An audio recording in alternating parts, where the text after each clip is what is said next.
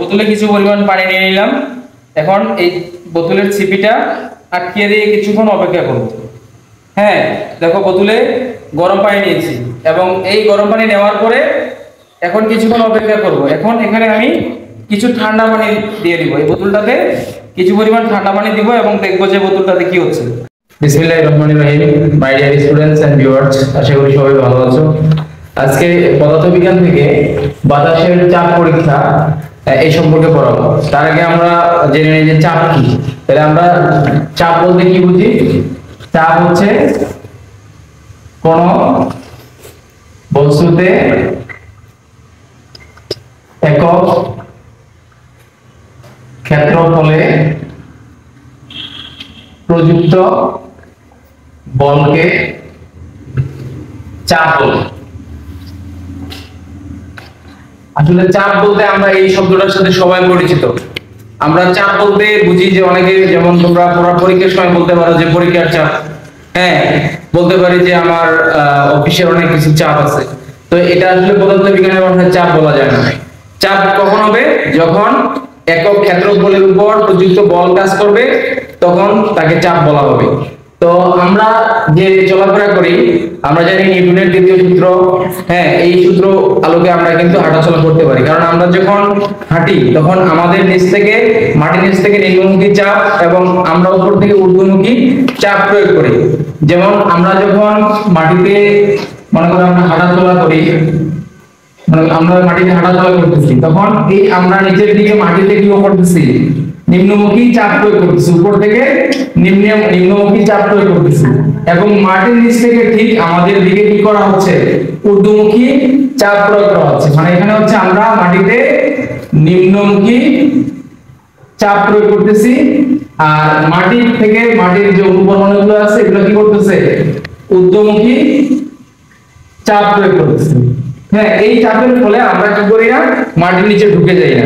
তাহলে কিন্তু আমরা মাটির নিচে ঢুকে যেতাম যদি আমরা শুধু উপর থেকে চাপ প্রয়োগ করতাম। কারণ মাটির নিচ থেকে ঊর্ধ্বমুখী চাপ প্রয়োগ করে, যার ফলে আমরা মাটির ভিতরে ঢুকে যাই না।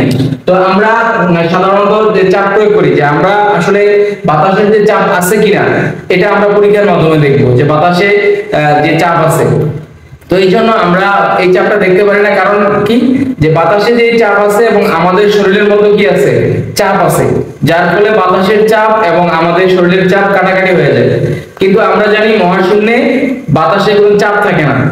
এই কারণে মহাশূন্যচারী যারা নভোচারী আছে তারা কি করে?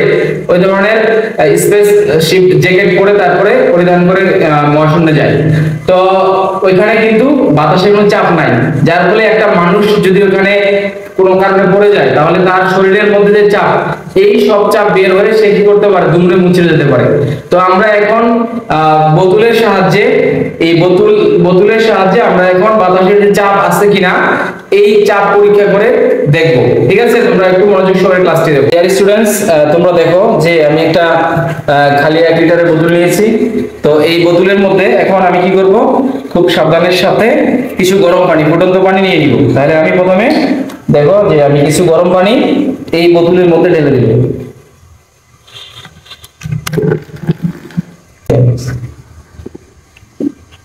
গরম পানি আস্তে করে ফেলাইতে হবে। তো বোতলের মধ্যে আমি কিছু পানি সুন্দর সতর্কতার সাথে ঢালবো।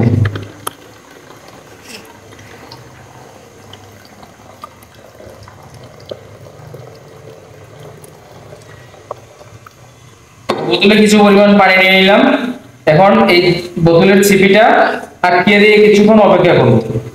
হ্যাঁ, দেখো বোতলে গরম পানি নিয়েছি এবং এই গরম পানি নেওয়ার পরে এখন কিছুক্ষণ অপেক্ষা করব। এখন এখানে আমি কিছু ঠান্ডা পানি দিয়ে দিব, এই বোতলটাতে কিছু পরিমাণ ঠান্ডা পানি দিব এবং দেখবো যে বোতলটাতে কি হচ্ছে।